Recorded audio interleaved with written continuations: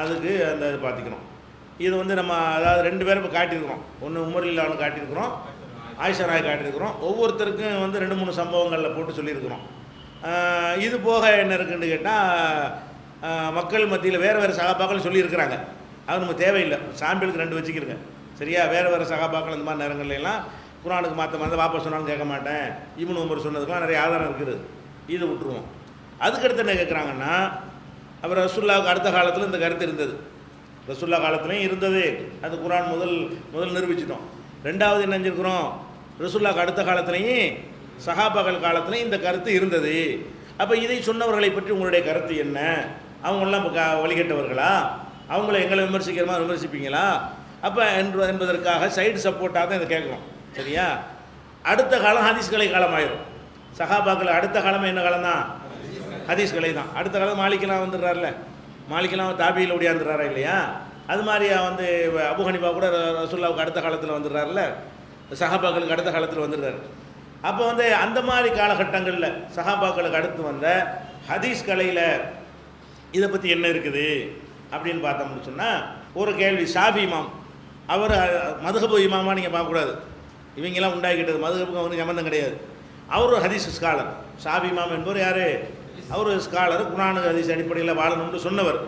அவங்க தான் அவர் வந்து ஒரு கரெக்டான அறிஞர்கள். அவர் ஒரு ஆள். ஷாஃபி இமாமு, அஹ்மது பின் ஹம்பல், மாலிக் இமாமெல்லாம் கரெக்டான நிலைப்பாட்டில் உள்ளவங்க. அபு ஹனீஃபா மட்டும்தான் அந்த கருத்தில் கொஞ்சம் குழப்பமான நிலையில் உள்ளவர்னு சொல்லுவாங்க.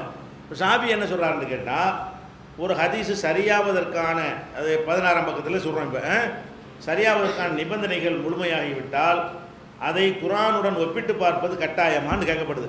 என்ன கேட்குறாங்கன்னா, ஒரு ஹதீஸு சரியானதுக்கு என்ன நிபந்தனை போட்டோம்? 5. இந்த 5 கண்டிஷன் போட்டோம்ல அறிவிப்பாளர், அந்த நிபந்தனைலாம் பார்த்து முடிச்சிட்டோம். சரின்னு ஆயிடுச்சு. சரின்னு ஆன பிறகு குர்ஆனோட ஒப்பிட்டு பார்க்கணுமான்னு ஒருத்தர் கேட்குறாரு. என்ன கேட்குறாரு? இப்போ ஹதீஸ் அறிவிப்பாளர்லாம் கரெக்டாக பார்க்குறோம், எல்லா நிபந்தனை 5 தான். நிபந்தனைகள்னால் என்னது?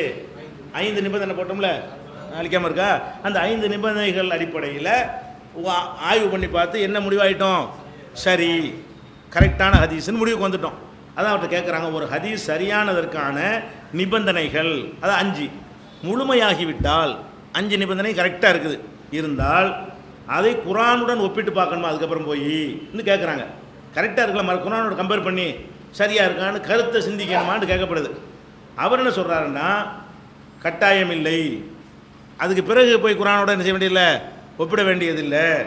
அந்த ஹதீஸ் குர்ஆனுக்கு முரண்படாமல் இருந்தால்தான் அதன் நிபந்தனைகள் முழுமையடையும். முதல்ல அதை பாடுறாங்கிறார். ஏன்னா இதெல்லாம் சரியாக இருக்குன்னு போய் அப்புறமே பார்க்குறேன்.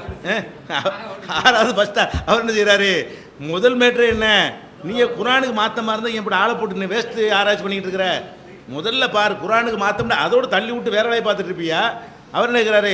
குர்ஆனுக்கு மாற்றம் இல்லைன்றது வந்தால் தான் நிபந்தனையை முழுமையடையும். அந்த 6 சேர்ந்தா நிபந்தனையை 6ல் ஃபஸ்ட்டு அதுதான். 6ல் ஃபஸ்ட்டு இது அதுதான். அப்போ குர்ஆனுக்கு முரண்படாமல் இருத்தல் என்பது ஹதீஸு சரி என்பதற்குரிய நிபந்தனைகளில் ஒன்று. இப்போ 5ல் 6ஆகவும் ஆகுது, ஃபஸ்ட்டாகவும் ஆகுது. 6ஆகவும் ஆகுது, என்னது ஃபஸ்ட் ஆகிறது. கேள்வியே தப்பாக இருக்கப்பாங்கிறாரு. நிபந்தனை முழுமையாச்சுன்னு எப்படி சொல்கிறேன்? நிபந்தனை முழுமை ஆகலையே, இன்னொன்று இப்போ பாக்கியில் இருக்குது. நிபந்தனை இப்போ முழுமையாகும். இந்த 5ஐயும் பார்த்துவிட்டு குர்ஆனுக்கு மாற்றம்ங்கிறதையும் பார்த்தா தானே ஃபுல்லாக முழுமையாகும். அப்படிங்கும்போது இதை தனப்பா நம்மளும் சொல்கிறோம். இதை அவரை ஏன் ஒன்று சொல்ல மாட்டேங்கிறீங்க? ஏதோ யாரும் சொன்னாங்களான்னு கேட்குறீங்களே, அவர் சொல்லியிருக்காருல, ஹதீஸ் கலை மேதை தானே அவர் சொல்லியிருக்கிறாரு. அதுக்குரிய நூலெல்லாம் அரபிலையும் டெக்ஸ்ட் தேவைப்பட்டால் உங்களுக்கு காப்பி வாங்கிக்கலாம். அதுக்கு இதுக்குரிய டெக்ஸ்ட் அரபிலாம்.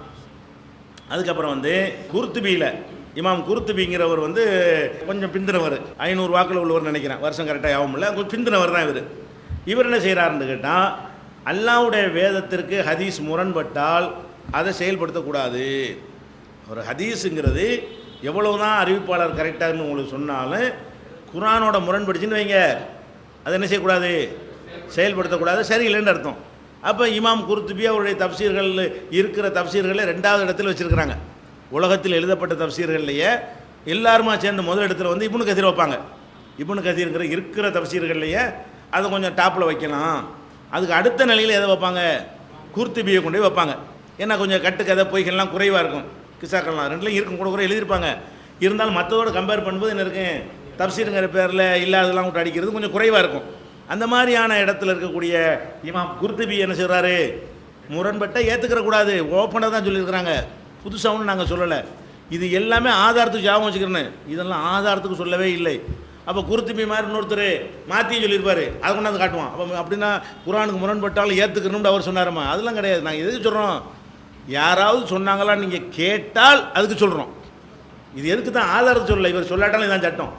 குருத்துபி சொல்லாட்டி என்ன, சாபி சொல்லாட்டி என்ன, குரானுக்கு மாற்றணும் கண்ணுக்கு தெரியும் போது யாரும் ஏன் சொல்லணுங்கிறேன். ஒரு பணம் நல்லா கண்ணு முன்னாடி தெரியுது, டாக்டர் சொன்னால் தான் ஏற்றுக்கணுமா? போனோன்னு கண்ணுக்கு தெரிஞ்ச மறையாங்க சர்டிஃபிகேட் நம்ம கணத்துக்குங்க, அது டாக்டர் சர்டிஃபிகேட் கொண்டு வந்து கேட்குறீங்க. போனோம் நல்லா தெரியுது, மூச்சு பேசி இல்லை, ஆள் பாடி ஆகிட்டம் தெரியுது, நாத்தம் வந்துக்கிட்டு இருக்குது, இல்லை டாக்டர் சர்டிஃபிகேட் வரல அப்படின்னு சொன்னால் எப்படி இருக்கு, அந்த மாதிரி இருக்குது. இவங்கெல்லாம் டாக்டர் சர்டிஃபிகேட்லாம் எப்போ தேவை, நமக்கு தெரியாட்டி தான் தேவை, டவுட்டாக தான் இருந்தால் தேவை. வழங்குதா, உயிர் இருக்கா இல்லையா, லேசாக ஆடுற மாதிரி இருக்கா, செய்கிற மாதிரி இருக்கா, இதயம் செத்துருச்சா மூளை செத்துருச்சான்றது அதெல்லாம் எக்ஸ்ட்ரா சந்தேகத்துக்குரிய இடத்துல உள்ள விஷயம். இதில் வந்து கன்ஃபார்மாக தெரியக்கூடிய நேரத்தில் இதெல்லாம் தேவையே கிடையாது. குரானுக்கு மாற்றம்ங்கிறது பணத்துக்கு சமம். வழங்குதா, அதுக்கு போய் யாருடைய சர்டிஃபிகேட்னு தேவையில்லை. ஆனால் யாராவது சர்டிஃபிகேட் கொடுத்துருக்கான்னு கேட்குறான்ல, பணத்தை காட்டி சர்டிஃபிகேட் வாங்கிட்டு வர உண்டு தானே. சர்டிஃபிகேட் கேட்டான், அடக்கம் பண்ண போகும்போது வெட்டியான என்ன செய்வான், பணமாயிட்டான்னு சர்டிஃபிகேட் வாங்கிட்டு வான்னு கேட்பான். சர்டிஃபிகேட் வாங்கிட்டு தான் போவோம். எதுக்காக கேட்குறோம், அவன் மாட்டிக்கிற கூடாதுங்கிறக்காக கேட்குறான், நம்மளும் அதுக்காக வாங்கி கொண்டே கொடுக்குறோம். ஆனால் சர்டிஃபிகேட் இல்லாட்டாலும் தானே சட்டம், சர்டிஃபிகேட் இல்லாட்டாலும் பணத்தை வீட்டில் வச்சுருப்போம். அதான் விஷயம், இதை வாங்கிக்கிறேன். அடுத்து குருத்துபி சொல்லிட்டாரா, அது மாதிரி ஜுர்ஜானி இவர் ஒரு அந்த ஒவ்வொரு சொல்லுக்கும் சொல் இலக்கணம்னு ஒன்று இருக்கு இல்லையா, அந்த சொல் இலக்கணம், அதாவது ஒரு ஒரு சொல்லுக்கு வந்து தப்சி, அதாவது தாரீஃப்னு சொல்லுவாங்க, அதனுடைய இலக்கணம் சொல்லுவது. பேனாண்டா என்ன அப்படின்னா, பேனாண்டா என்னங்கிறதுக்கு அவர் என்ன செய்வார், இலக்கணம். நீங்கள் பேனாண்டா பிடிச்சி காட்டக்கூடாது, பேனாவை காட்டாமலே பேனாண்டா என்னன்னு சொல்லணும். பேனாண்டா என்ன எழுதுனா சாக் பீஸும் பேனாமா, இப்போ எழுதுறது பேனாண்டியல்னா எல்லாம் அதில் வருது, பேனா மட்டும்தான் குறிக்கணும். எப்படி சொல்லணும், மை ஊற்றி எழுதுறதுன்னா அப்படி சொல்லணும், மை ஊற்றி எழுதுகிற மாதிரி உள்ளதுன்னு சொன்னால் பேனான்னு குறிக்கும். இப்படி ஒன்று ஒன்றுக்கு என்ன இருக்குது, இரும்புனா என்னண்டா, இரும்புனா பூட்டுனா என்னென்ன என்ன செய்யணும், ஒரு இலக்கணம் சொல்லணும், வார்த்தைகளால் சொல்லணும். அது பூட்டை தவிர எதையும் எடுத்துக்கிற கூடாது, பூட்டைத்தான் சொல்லணும், வேறு ஒன்றையும் சொல்லக்கூடாது. அப்போ பூட்டுக்கு சொல்லுங்கள் இலக்கணம்னா சொல்ல தெரியும், ரொம்ப கஷ்டம். அது ரொம்ப ஷார்ப்பாக உள்ளவங்களுக்கு தான் இதை செய்ய முடியும். இந்த மாதிரி இதுக்குண்டே ஒரு நூல் எழுதியிருக்கிறார், பூட்டுனா என்னென்னா ஒரு இலக்கணம் எழுதுவார், அது பூட்டை தான் குறிக்கும், பூட்டு அல்லாத எதையும் குறிக்காது. ஒரு இலக்கணம் சொல்வதாக இருந்தால், ஒரு சொல்லுக்கு இலக்கணம் சொல்வதாக இருந்தால் அதில் அதை மட்டும்தான் குறிக்கணும். எந்த ஒரு பூட்டும் வெளியேறக்கூடாது, பூட்டு இல்லாத எதுவும் அதுக்குள்ளே வந்துடவும் கூடாது. பூட்டுக்கு சொன்ன விளக்கத்தில் எதுதான் இருக்குன்னு, பூட்டு இரும்பால் செய்யப்பட்டதுன்னு ஒரு வார்த்தையை போட்டின்னு வைங்க, பித்தளை பூட்டெலாம் இல்லாமல் போயிடும், பூட்டை முழுசாக எடுக்காது அது. அப்போ வந்து நீங்கள் மெட்டீரியல்லாம் போட்டு சில அந்த குழப்பம்லாம் வரக்கூடாதுன்னு பார்த்து பார்த்து பார்த்து ஜோடித்து இதை கண்டுபிடிக்கிறதுக்கு பெரிய கஷ்டம். இவருடைய நூல் தான் அதில் டாப்பு, தாரிஃபாத்துன்னு சொல்லி ஜுர்ஜானிங்கிறவர் கூர்மையான மதி உள்ளவர். சொல்ல வரேன், ரொம்ப கூர்மையான மதி உள்ளால் யார், ஜுர்ஜானி என்பவர் வந்து எந்த ஒரு சொல்லுக்கும் என்ன செஞ்சிருக்காரு, அதுக்குன்னு ஒரு பெரிய புக் எழுதியிருக்காரு தாரிஃபாத்துன்னு சொல்லி, அதெல்லாம் நம்ம எடுத்து பார்ப்பாங்க. அதை எடுத்து தமிழில் மொழிபெயர்த்து நம்ம சிந்தனை அளவு நம்ம காட்டிக்கலாம். அவ்வளோ நல்லா இருக்குது அந்த விஷயங்கள்லாம், அவளுக்குதா. அப்படி அவர் என்ன சொல்கிறாருன்னு கேட்டால், ஆதாரபூர்வமான ஹதீஸ் எதுவென்றால் அதில் மற்ற ரகமான வார்த்தைகள் இருக்காது, அதன் அர்த்தம் குர்ஆன் வசனத்திற்கு முரண்படாமல் இருக்கும். ஆதாரபூர்வமான ஹதீஸுக்கு வந்து அவர் போடுற இலக்கணம் என்ன, வார்த்தையும் வந்து கொச்சையான வார்த்தை அந்த மாதிரியெல்லாம் இருக்காது. கொச்சையாக பேசுகிறோம்ல, அல்லாஹ்வுடைய கலாமில் கொச்சையாக இருக்குமா, உயர்ந்த நடையில் இருப்பதாக வந்து பிலிசானின் அரபியின் முபீன், தெளிவான அரபி மொழின்னு அல்லாஹ் சொல்கிறான். அந்த மாதிரியான ஒரு பேசிக்கல, உதாரணமாக நம்ம தமிழில் வந்து உட்கார சொல்கிறோம், உட்காருங்கிறோம், இது ஒரு வார்த்தை. குந்திக்கேமா இவன் மெட்ராஸுக்காரன், குந்திக்கேங்கிற மாதிரி குர்ஆனில் இருக்காது. அதாவது உட்காருங்கிற மாதிரி குர்ஆனில் இருக்குமே தவிர குந்திக்கேங்கிற மாதிரி இருந்தால் அந்த புஸ்தகத்தை பார்த்துட்டு என்ன செய்வோம், இவர் கலவுக்கியலாக இருக்குது, என்ன அப்படியே இஸ்துக்கிட்டு போயிட்டான், இஸ்துக்கனா என்ன இல்லைங்க, மெட்ராஸ் பாஷை இருக்குது பார்த்தீங்களா, இதுதான் கலவுக்கியலுங்கிறது. இந்த மாதிரியான வார்த்தைகள் குர்ஆனில் என்ன இல்லை, அரபிலையும் கலவுக்கியல் இருக்கும்ல, தமிழில் கலவுக்கியல் இருக்கிற மாதிரி எதுவும் இருக்கேன், அரபிலையும் கலவுக்கியல் பேச்சு. இப்போ இன்றைக்கி பேசுகிறான் கலவுக்கியல் தான் பேசுகிறான். இன்றைக்கி போய் அரபி நாட்டுக்கு நம்ம போனோம்னு சொன்னால் அவன் நம்மள்கிட்ட பேசினா நமக்கெல்லாம் பதிலே சொல்ல முடியாது, உண்மை விளங்காது. ஆமாம், ஒன்றும் விளங்காது. இப்போ நானே போனால் கூட என்னென்னு எனக்கு விளங்காது, அரபி தான் பேசுகிறா சொல்லுவான், அவன்கிட்ட நானும் பேச முடியாது, அவனு என்கிட்டையும் பேச முடியாது. எங்கதா அந்தளவுக்கு மொழியே வேறு மொழியாக இருக்கும், சம்மந்தம் இல்லாமல் என்ன செய்வாங்க, எல்லாத்தையும் முன்னோட கொண்டு மாற்றி பேசிக்கிட்டு இருக்கிறாங்க. அது பண்டிதர்களுக்கு மட்டும்தான் நம்ம படிச்சிருக்கிற அரபி புரியும், சாதாரண பொதுமக்களுக்கு என்ன செய்யாது. நம்ம குர்ஆனை பாதித்து வழங்குறதுக்கு அந்த அரபி புரியும், பயன்படும், நம்ம படிச்சிருக்கிற அரபிலாம். ஹதீஸை வாசிப்பதற்கு வந்து அந்த அரபி பயன்படும். அரபுகள்கிட்ட பேசுறதுக்கு பயன்படாது. ஒரு அரபி ஷேக் வந்தால் நம்ம போய் என்ன செய்ய முடியாது. நானும் ஒரு அரபி மொழிபெயர் கூட்டிகிட்டு தான் போவேன். ஒரு அரபியோட பார்க்க போகிறதா இருந்தால் மதீனாவில் படிச்சுட்டு வந்திருப்பாங்கல்ல, அந்த நாட்டில் இருந்து என்ன செஞ்சுருப்பாங்க, அரபியை பேச்சு வழக்கு அரபியை கற்றுக்கிட்டு வந்திருப்பாங்க. அல்லது 5 வருஷம் 6 வருஷம் சவுதியில் இருந்துட்டு வந்திருப்பாங்க. அவரை நான் கூட்டிகிட்டு போவோம். யார்கிட்ட பேசுறதுக்கு? அரபி வந்திருக்காருமாங்க. அவர் இன்னும் எனக்கு வழங்காத, அப்போ மொழிபெயர்த்து தான் சொல்ல வேண்டியிருக்கிறது. இவரை கூட்டிகிட்டு போய் இவர் பேசுவார். நம்ம தமிழில் சொல்கிறது இவர் அவங்க அரபியில் மொழிபெயர்த்து அவங்க அரபியில் சொல்கிறது இவர் வாங்கி நமக்கு தமிழ் என்ன செய்வார் சொல்லுவார். அந்த மாதிரி இருக்கிறதுனால இப்படியான கலோக்கியல் இதில் கிடையாது, குர்ஆனில் கிடையாது. ஹதீஸில் இருந்தால் மற்ற ரகமான ஹதீஸ் வார்த்தைகளை ரசூல்லா பேச மாட்டாங்கங்கிறார். ஹதீஸுக்கு குர்ஆனுக்குள்ள அளவுகளை எதுலையும் வைக்கிறார், அவர் ஹதீஸுக்கு வைக்கிறார், இலக்கணங்கிறார். அப்போ நமக்கு முந்தைய சொல்லியிருக்கிறார்கள், ஜுர்ஜானி சொல்லியிருக்கிறார். சுயூத்திங்கிறவர் வந்து ஒரு மதுஹபில் ரொம்ப முக்கியமான ஷாபி மதுஹபில் முக்கியமான ஒரு ஸ்காலர். அவர் ஷாபி மதுஹபில் விரல் விட்டு எண்ணக்கூடிய 4-5 பெரிய அறிஞர்கள் இவர் ஒரு ஆள். அப்போ இவர் என்ன சொல்கிறாருன்னு கேட்டால், இட்டுக்கட்டப்பட்ட செய்தியை அறிந்து கொள்வதற்கான அடையாளங்களில் ஒன்று, விளக்கம் கொடுக்க முடியாத வகையில் அறிவுக்கு அச்செய்தி மாற்றமாக இருப்பதாகும். எந்த விளக்கம் கொடுக்க இயலாது. என்ன சொன்னல, நடைமுறைக்கு மாற்றமாக இருக்குது என்பது அது ஒரு விதியை அந்த காலத்தில் வச்சுருக்கிறாங்கன்றது. அவர் சுயத்து என்ன சொல்கிறார், குர்ஆனுக்கு மாற்றத்தை கூட இப்போ சொல்லலை. ஃபஸ்ட்டு எந்த விளக்கமும் கொடுக்க இயலாது. அது மறுமை சொர்க்கம் அதுக்கெல்லாம் அறிவில் அடங்காது. அறிவுக்கு அடங்கும் விஷயத்தில் அவர் என்ன செய்கிறாருன்னு கேட்டால், அதாவது விளக்கம் கொடுக்கவே முடியாது. இப்படி ரெண்டையும் இணைச்சி இந்த விளக்கம் அதுக்கு வச்சுக்கிறலான்னு சொல்லி ரெண்டையும் சமாளிச்சுட்டு போகிறதுக்கு என்ன இருக்காது, ஒரு வாய்ப்பும் இருக்காது. அறிவுக்கு செய்தி மாற்றமாக இருப்பதாகவும் ஒன்று. 2வது நிபந்தனை, உறுதியான குர்ஆனுடைய கருத்திற்கு எதிராக அச்செய்தி அமைந்திருக்கும். இட்டுக்கட்டப்பட்ட செய்தி எப்படி அமைந்திருக்கேன், குர்ஆனுக்கு மாற்றமாக அமைந்திருக்கும். நடைமுறைக்கும் இயல்பான சூழ்நிலைக்கும் ஒத்து வராத செய்தியும் இந்த வகையில் அடங்கும்.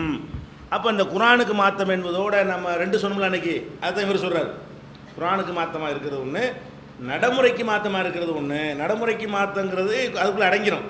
ஒன்றாவும் வச்சுக்கிடலாம். ஏன்னாட்டா நடைமுறைக்கு மாற்றம்னா பொய் தானே, பொய் இருக்கக்கூடாதுல்ல, பொய்யை குர்ஆன் ஏற்றுக்கிறதில்ல அப்படின்ட்டு குர்ஆனுக்கு மாற்றம்னு கொண்டு வந்துடலாம். பிரிச்சின்னு சொல்லியிருக்கிறாங்க. குர்ஆனுக்கு மாற்றமாகவும் இருக்கக்கூடாது, நடைமுறைக்கு மாற்றமாகவும் இருக்கக்கூடாது அப்படின்னு சொல்லி இமாம் சுயூத்தி அவர்களும் சொல்லியிருக்கிறாங்க. அதே மாதிரி வந்து இப்னு ஹஸ்ம் அவங்க என்ன செய்கிறாங்கன்னு கேட்டால், முகமது பின் அப்துல்லா இப்னு ஹஸ்முங்கிறவர், இவர் ஒரு ஹதீஸுடைய ஸ்காலர் தான். இவர் வந்து என்ன செய்வார்னா, ஹதீஸில் வந்து அந்த வெளிப்படையாக என்ன அர்த்தம் இருக்குதோ அதை அப்படியே ஏற்றுக்கிறேன்னு, விளக்கம் எதுவும் கொடுக்கக்கூடாது அப்படிங்கிற லாஹிரியாக்கண்டு ஒரு கூட்டம், அதனுடைய தலைவர் இவர். இந்த மதுஹப் மாதிரி என்ன இருக்குது, லாஹிரியான்னு ஒரு பிரிவு இருக்கிறாங்க. அந்த பிரிவு என்ன செய்வாங்கன்னா, குர்ஆனுக்கு ஹதீஸுக்கு வந்து வெளிப்படையாக என்ன இருக்குதோ அதை அப்படியே அர்த்தம் செய்யணுமே தவிர இந்த இதுக்கு வந்து வேறு மாதிரி வியாக்கியானம் கொடுக்கணும் அப்படின்னு எந்த ஒரு ஹதீஸுக்கு என்ன செய்யக்கூடாது, கொடுக்கவே கூடாது. இலக்கியமாக சொன்னதுக்கு நேரடியாக அர்த்தம் கொடுக்க சொல்லுவார். ரசூல்லா ஒளினா ஒளி தான் அது இப்படிம்பார், வெளிச்சம் தான் அப்படி இந்த மாதிரி சொல்லக்கூடிய ஒரு கருத்தில் உள்ளவர் அவர். அந்த குரூப்பில் உள்ளவராக இருந்தவர் என்ன சொல்கிறார், அவர் என்ன சொல்கிறாருன்னு கேட்டால், முகமது அப்துல்லா என்பவர் சொன்னதாக எடுத்துக்காட்டுறாரு. குர்ஆனுக்கு ஒத்து அமைகின்ற ஹதீஸ் இதை ஏற்றுக்கொள்வது கட்டாயம். ஹதீஸை வந்து பிரித்து சொல்கிறார், 3 வகையாக சொல்கிறார். குர்ஆனுக்கு ஒத்து இருக்குன்னு வைங்க, அதை என்ன செய்ய நம்ம ஏற்றுக்கொள்ள வேண்டும். குர்ஆனில் இருப்பதை விட கூடுதலான தகவல் தருகின்ற ஹதீஸ் இதையும் குர்ஆனோட இணைத்து ஏற்றுக்கொள்வது கட்டாயம். குர்ஆனில் வந்து தொழ சொல்லி இருக்கிறது, எப்படி தொழுகிறதுங்கிறது கூடுதல். கையை உயர்த்துறது இது குர்ஆனுக்கு முரண் இல்லை, கூடுதல் தகவல். கையை உயர்த்தக்கூடாது என்று குர்ஆனில் இருந்தால் தான் கையை உயர்த்துங்கிறது முரணாகும். முரண்டு சொல்ல முடியாது இதை. ஆனால் குர்ஆனில் இல்லாதது, குர்ஆனில் தொழுவுங்கள்னு இருக்கே தவிர கையை உயர்த்துங்க, தக்பீர் கட்டுங்க, குனிங்க, சுப்ஹான ரப்பியல் அலீம் சொல்லுங்கள்லாம் குர்ஆனில் இருக்குது இல்லை. ஆனால் குர்ஆனில் இல்லாத கூடுதலாக இருக்குது. கூடுதலாக இருந்தால் விளக்கம்னால கூட தானே இருக்கும். விளக்கம்னால என்னவா தான் இருக்கும், அதையே திருப்பி சொன்னால் விளக்கமா? அகீமு ஸலாத்த தொழுகை நிலைநாட்டுங்கள் என்ன விளக்கம்? தொழுகை நிலைநாட்டுங்கள் அப்படின்னா அது விளக்கமா? இது விளக்கம்னா என்ன இருக்குன்னு அது அர்த்தம். தொழுகை நிலைநாட்டுங்கள் என்பது அர்த்தம். அது விளக்கம் என்னன்னா அது கொஞ்சம் ஏதாவது கூட சொல்லணும். கூட சொல்லலைன்னா விளக்கம் இல்லை. அதுக்கு கூட சொல்லணும்னு அர்த்தம் விளக்கம் தேவையில்லை, விளக்கம் இல்லைன்னு அர்த்தம். அப்போ ரசூலுல்லாஹ் விளக்குறதுக்கெல்லாம் அனுப்பியிருக்கிறான்னு சொல்லும் பொழுது அவங்க என்ன செய்வாங்க, குர்ஆனில் இல்லாதுன்னு சொல்லுவார்கள். குர்ஆனில் இல்லாது தான் கூடுதலாக விளக்கமாக சொல்லுவார்கள். அதையும் நீங்கள் ஏற்றுக்கொள்ள தான் வேணும். முரணாக இருந்தால் தான் ஏற்றுக்கக்கூடாது. அதாவது குர்ஆனோடு அப்படியே ஒத்து போனாலும் நீங்கள் ஏற்றுக்கிறேன்னு. குர்ஆனில் இல்லை ஆனால் முரண்படலை, குர்ஆனில் இல்லை அந்த செய்தி என்ன இல்லை, முரண்படலை, அப்போது நீங்கள் ஏற்றுக்கொள்ள வேண்டும். மூணாவது என்ன சொல்கிறாருன்னா, குரானுக்கு குரானுடைய கருத்துக்கு முரணாக வரும் ஹதீஸ் இதை ஒதுக்க வேண்டும். ஹதீஸை 3 அழகாக பிரிக்கிறார். ஒன்று, குரானை அப்படியே குரான் சொல்வதையே ஹதீஸும் சொல்லும். வழங்குதா? உங்களுக்கு இந்த தொழுகை தொழுகை கடமையாக்கி இருக்கிறான்னு ஹதீஸு. அகீமு ஸலாத்தும் அது ஒன்று தான் சொல்லுது. தொழுகை நிலைநாட்டுங்கள் என்பதும் இதுவும் ரெண்டும் ஒரே விஷயத்தான் சொல்லுகிறது, ஒத்து வர்றது. இன்னொன்று என்ன, நோன்பு வையுங்கள், இது குரானு. அதுக்குரிய இன்னொன்று செஞ்சால் முடியும், இன்னொன்று செஞ்சால் முடியாது என்பது கூடுதல் முரண் இல்லை. நோம்புன்னு ஒன்று இருக்கிறது, குரானுக்கு நிறுவனமாகிவிட்டது. ஜக்காத்து கொடுங்கள் தான் குரானில் இருக்குது. எதுக்கு எவ்வளோன்னு குரானில் இருக்கா? இல்லை. ஆனால் கூடுதலாக இருக்குது. கூடுதலாக இருக்கிற தகவல்னால் என்னவா எடுத்துக்கிறோம் நம்ம? விளக்கம். கூடுதலாக சொல்கிறதுக்கு உங்களுக்கு அதிகாரம் இருக்குது. எல்லாம் 16:44 நினைச்சிட்டான், நீ தான் விளக்கணும். நான் ஒரு குரானை ஷார்ட்டாக தான் தந்திருக்கிறேன், நீ குரானை விளக்கணும்னு சொன்னாலேயே அல்லாஹ் ஷார்ட்டாக தந்திருக்கான்ற அர்த்தம் அடங்கியிருக்கிறது. ஷார்ட்டாக தரலன்னா குரானே என்ன செய்யும், ஒரு 10,000 கிதாபை போயிருக்கும். லைப்ரரி இந்த ஹதீஸ் கிதாபுகள் அளவுக்கு குரானை ஆகிக்கணும். அல்லாஹ் ஷார்ட்டாக தந்து விளக்கத்துக்கு நினைச்சிட்டான், ஆளை அனுப்பிட்டான். அப்போ இப்படி 3ஆக பிரித்து சொல்லியிருக்கிறாங்களே, அதில் வந்து இவங்கெல்லாம் அந்த அதை கவனிக்காதவங்க, எதை சனதை பார்க்காதவங்க. இவரெல்லாம் யார்? சனதை பற்றி பேசல பாருங்களேன். குரான் மேட்ரமெண்ட் மத்தன்னு பார்க்குறவங்க இவங்க. ஆய்வாளர்கள் எதை பார்ப்பாங்கன்னு கேட்டால், அதனால் அதை பற்றி இவர் பேசவே இல்லை. கருத்துக்கு சொல்கிறார். குரானுடைய கருத்தை பாருங்கள், ஹதீஸுடைய கருத்தை. குரானுக்கு அப்படி ஒத்துருக்கா, அது ஏற்றுக்க ஆகணும். குரானை விட கூடுதல் விளக்கம் இருக்கா, ஏற்று ஆகணும். குரானுக்கு மாற்றமாக இருக்கா, ஏற்றுக்கிறாதீங்க. ஏற்றுக்கக்கூடாது. அறிவிப்பாளர் அரசு இல்லாமல் அது இவங்க பார்க்கவே மாட்டாங்க. அறிவிப்பாளர் சரியாக இருந்தாலும் கருத்து முக்கியம். கருத்து குரானுக்கு ஒத்துருக்கணுங்கிறத நம்ம மட்டும் சொல்லாமல் இவரும் சொல்லியிருக்கிறார். அதே மாதிரி வந்து புகாரி இமாமுடைய அந்த புகாரியுடைய ஹதீஸுகளை வந்து ஆய்வு செய்த ஆய்வாளர்களில் இவர் ஒரு ஆள். யார்? இஸ்மாயிலின்னு சொல்கிறாங்க இல்லையா, இமாம் இஸ்மாயிலிங்கிற ஒரு ஆள், ஒரு பெரிய ஒரு ஸ்காலர். இவர் என்ன செய்வார்னா, அந்த புகாரியுடைய ஹதீஸுகளில் வந்து இதே மாதிரி வேறு எங்கெங்கெல்லாம் ஹதீஸுகள் வந்திருக்குது என்று தொகுத்து சொல்லக்கூடிய ஒரு ஆள். யார்? இஸ்மாயிலிங்கிற ஒரு ஆள். இவர் புகாரியுடைய எத்தனை பிரதிகள் இருக்குது, எத்தனை மாணவர்கள்ட்ட எத்தனை பிரதி இருந்துச்சு என்பதையெல்லாம் விரல் நுனியில் வச்சுருந்தவர். புகாரி நூல் சம்பந்தமாக மேலாய்வு செய்த அறிஞர்களில் முக்கியமான ஆள் யார்? இஸ்மாயிலிங்கிறவர். இவர் என்ன செய்கிறாருன்னு கேட்டால், ஒரு ஒரு ஹதீஸை புகாரி ஹதீஸை எடுக்கிறார். புகாரியிலே பரிச்சயம், அதுலேயே மூழ்கி கிடந்தவராக இருக்கிறதுனால ஒரு ஹதீஸை பற்றி சொல்கிறாரு. என்ன சொல்கிறாருன்னு கேட்டால், வந்து மறுமை நாளில் அந்த ஆசரு என்பவர் என்ன செய்வான்ல, அந்த இப்ராஹிம் நபி தகப்பனார் ஆசரு, சரியா? இப்ராஹிம் நபியுடைய தகப்பனார் பேர் என்னது? ஆசரு. இப்போ இப்ராஹிம் நபி வந்து அல்லாஹ்வுக்கு ரொம்ப நெருக்கமான ஹலீலு, நெருக்கமான ஒரு நல்லடியார் என்பதற்கெல்லாம் குரானில் ஆதாரம் இருக்கிறது. மறுமை நாளில் சந்திச்சுக்கிடுவாங்க 2 பேரும். அப்போ வந்து என்ன செய்வாங்கன்னா, இப்ராஹிம் அலைஹிஸ்ஸலாம் சந்திக்கும் போது, தகப்பன இந்த மாதிரி வந்து கிடக்கிறீங்கள, நான் உலகத்தில் வாழும்போது சொன்ன அப்பவே கேட்டிருக்க மாட்டீங்களா, இப்போ வந்து இந்த மாதிரி ஒரு கேவலமாக நிலைக்கு இப்போ ஆளாக போகிறீங்களே, நரகத்தில் ஆளா தூக்கி போட போகிறான்னு பாப்பாட்ட யார் சொல்லுவார்? இப்ராஹிம் நபி சொல்லுவார், ஹதீஸ் சொல்லுவார். அப்போ அவர் என்ன செய்வார்? இல்லைப்பா இப்போ நான் அவன் சொல்ல கேட்குறேன், அங்கே சொல்லாமல் இருந்து கேட்காம இருந்துட்டு இப்போ என்ன செய்ய மறுமையில் வச்சுக்கிட்டு இப்போ நான் அவன் சொல்லப்படி கேட்குறேன் அப்படின்னு ஒரு சொல்லுவார். இப்போ இன்று நான் உனக்கு மாறு செய்ய மாட்டேன்னு ஒரு சொல்லுவார். அப்போ என்ன செய்வாங்க? இப்ராஹிம் அலைஹிஸ்ஸலாம் அல்லாஹ்ட்ட கேட்பாங்க, இறைவா, மக்களுக்கு உயிர் கொடுத்து எழுப்பப்படும் நாளில் என்னை இழிவுபடுத்த மாட்டேன் என்று நீ வாக்களித்திருந்தாய். அல்லாஹ் என்ன செஞ்சான்னு கேட்டால், அவர் அல்லாஹ்ட்ட துவா செஞ்சுருந்தாங்க. ஒலா தூசினி யௌம யுபஅஸூன், இறைவா எழுப்பப்படக்கூடிய நாளில் என்னை கேவலப்படுத்திடாத அப்படின்னு இப்ராஹிம் அலைஹிஸ்ஸலாம் துவா செஞ்சாங்க. அது குரானில் இருக்கிற துவா. குரானில் என்ன இருக்குது? என்னை வந்து எழுப்பப்படும் நாளில் என்னை இழிவுக்கு உள்ளாக்கி விடாது, மறுமை நாளில் வந்து எனக்கு கேவலத்தை உண்டாக்கிறாது என்று துவா செஞ்சுருந்தாங்க. அதை அல்லாஹ்ட்ட சொல்லி காட்டுறாங்க, நான் துவா செஞ்சுருந்தேன், நீ ஏற்றுக்கிட்டு இருந்த, என் தகப்பனாரத்துக்கு நரகத்தில் போடுறதை விட இழிவு என்ன இழிவு இருக்குது, என்னை இழிவுபடுத்த மாட்டேன்னு சொல்லியிருந்தேன், எங்கள் வாப்பாவத்துக்கு நரகத்தில் கூட எனக்கு இழிவு தானே, அது இதை விட என்ன இழிவு இருக்க முடியும் அல்லான்னு சொல்லி என்ன செய்கிறாரு? பாப்பாவுக்க வேண்டி அவர் ரெக்கமெண்ட் பண்ணுறாரு. அப்போ அல்லாஹ் என்ன சொல்லுவான்னு கேட்டால், சொர்க்கத்தை வந்து இறை மறுப்பாளருக்கு தடை செய்து விட்டேன், காஃபிருக்கு என்ன கிடையாது, சொர்க்கம் கிடையாது அப்படின்னு சொல்லிட்டு அவரை வந்து கழுதை புலி தோற்றத்தில் பிடிச்சி என்ன செய்வான்? அல்ல நரகத்தில் வீசிடுவான். வாப்பா தோட்டத்தில் இருந்தாலும் மனசு வருத்தப்படுறாரு, அதனால் தோற்றத்தில் கழுதை புலி மாதிரி ஆக்கி என்ன செய்வான்? பார்த்துட்டு அதை பார்த்து வாப்பா தான் சொல்லி அதில் காட்டுவான். இப்படி ஒரு ஹதீஸ் வந்து புகாரியில் 3350வது ஹதீஸில் இருக்கிறது. அப்போ இந்த ஹதீஸை செஞ்சுட்டு அவர் என்ன செய்கிறார்? விளக்குறாரு. அதான் முக்கியம். இந்த ஹதீஸை பதிவு செஞ்சுட்டு இஸ்மாயில் என்ன செய்கிறாரு? இவர் ஹதீஸ்களையே ஸ்காலர், ஹதீஸ் ஆய்வு செய்யக்கூடியவர். அவர் என்ன சொல்கிறாருன்னு கேட்டால், அல்லாஹ் வாக்கு மீற மாட்டான் என்பதை இப்ராஹிம் அலைஹிஸ்ஸலாம் அறிந்திருந்தார்கள். அப்போ இப்படி அல்லாஹ் வந்து வாக்கு மீற மாட்டான்னு சொல்லியிருக்கும்போது அல்லாட்ட எதிர்த்து ஒரு கேள்வி கேட்டுப்பாரா? அல்லாதைக்கு நரகத்தில் தூக்கி போடுறான்னு சொன்னால், யாரெல்லாம் எனக்கு வாக்களிச்சுட்டு நீ மீறுறேன்னு இப்படி கேட்பார் அவர். அல்லாஹ் வந்து எந்த வாக்கையும் மீற மாட்டான்ல. அல்லாஹ் வந்து வாக்கு மீற மாட்டான்ங்கிறத வந்து தெளிவாக தெரிஞ்சிருக்கும் பொழுது அல்லாஹ் இடத்துல ஒரு எதிர்த்து கேள்வி கேட்டார் என்கிற மாதிரி வருது ஒன்று. ரெண்டாவது வந்து அவர் இந்த உலகத்தில் இருக்கும்போதே அவர் பாவம் மன்னிப்பு தேடினார் பாப்பாவுக்காக வேண்டி.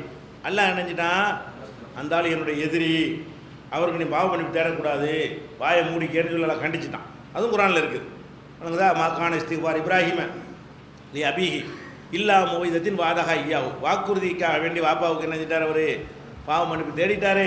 பலம்மா பையனை அன்னஹு அதுவும் இல்லாஹி தபர்ரா மின்ஹு, தன்னுடைய தகப்பனார் இப்ராஹிம் ஆசர் வந்து அல்லாவுக்கு எதிரி என்று தெளிவான பிறகு அதிலிருந்து விலகி கொண்டார். அப்போ ஏற்கனவே வாப்பாவுக்காக வேண்டி உலகத்தில் மன்னிப்பு கேட்டு அதை அல்லாஹ் கண்டித்து என்னுடைய எதிரி தான் என்று டிக்ளேர் பண்ண பிறகு அங்கே ஒரு கவச்சு இப்படி கேட்பார். இந்த உலகத்தில் ஒரு பாவ மன்னிப்பு கேட்டார், கேட்டது எல்லாம் நினைச்சிட்டான், கண்டிச்சிட்டான், பேசாத உங்கள் வாப்பாவுக்கு பேசாத, அவர் எதிரி. அப்போ என் எதிரி என்று அதை சொன்ன பிறகு அது மாதிரி இஸ்லாத்தில் வந்து இந்த பரம்பரைக்கு எந்த முக்கியத்துவம் இல்லை. நூஹ் நபியுடைய மகன், லூத் நபி கொண்டாட்டியுடைய செய்திகள்லாம் இப்ராஹிம் நபிக்கு தெரிஞ்ச முந்தினவங்க தானே. இப்ராஹிம் நபிக்கு என்ன செய்யும்? கண்டிப்பாக தெரிஞ்சிருக்கும். நூஹ் நபியுடைய சம்பவம் கண்டிப்பாக இப்ராஹிம் நபிக்கு தெரிஞ்சிருக்கும். அப்படி இருக்கக்கூடிய நேரத்தில் அங்கே போய் இப்படி வாப்பாவுக்கு சிபாரிசு பண்ணுவார்.